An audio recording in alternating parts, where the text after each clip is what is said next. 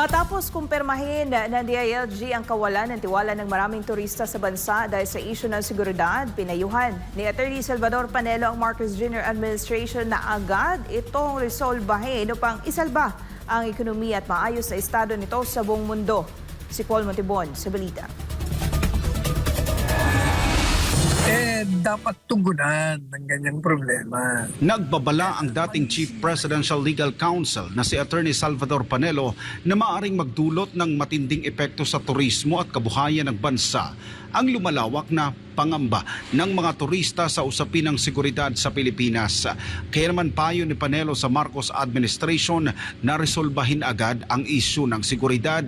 Dapat pakinggan at seryosohin ng administrasyon ang mga ganitong babala, lalo na't mismo ang kalihim ng DILG ang nagsabing marami na ang natatakot bumisita sa Pilipinas. Kaya dapat, dahil yung mismong DILG Secretary na ang nagbabalidate ng ganyang apprehension, takot ng mga turistang gustong pumunta rito, ang gobyerno, ang kanilang administrasyon, dapat tugunan ng ganyang problema.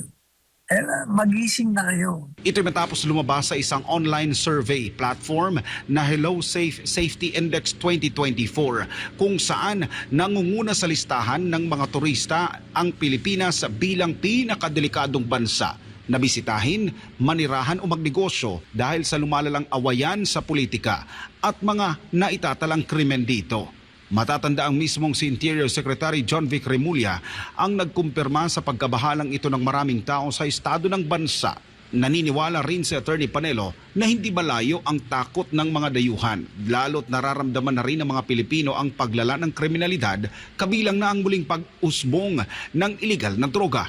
Kung yung taga rito mismo, ayaw manatili nga rito, ay yung pang mga gustong bumisita sa atin.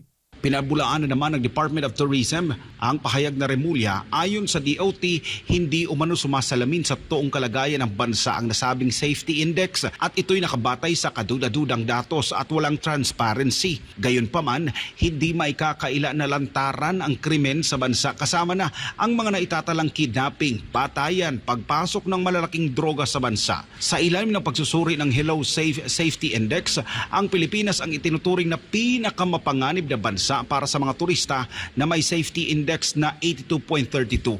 Ilan sa mga kontribusyon nito ang madalas na pagtama ng bagyo at iba pang kalamidad, mataas na antas ng kriminalidad at terorismo, kakulangan ng sapat na pasilidad at infrastruktura at serbisyong pangkalusugan at mataas na antas ng militarisasyon. Para sa Diyos at sa Pilipinas kung mahal, nag-uulat Paul Montibon, SMNA News.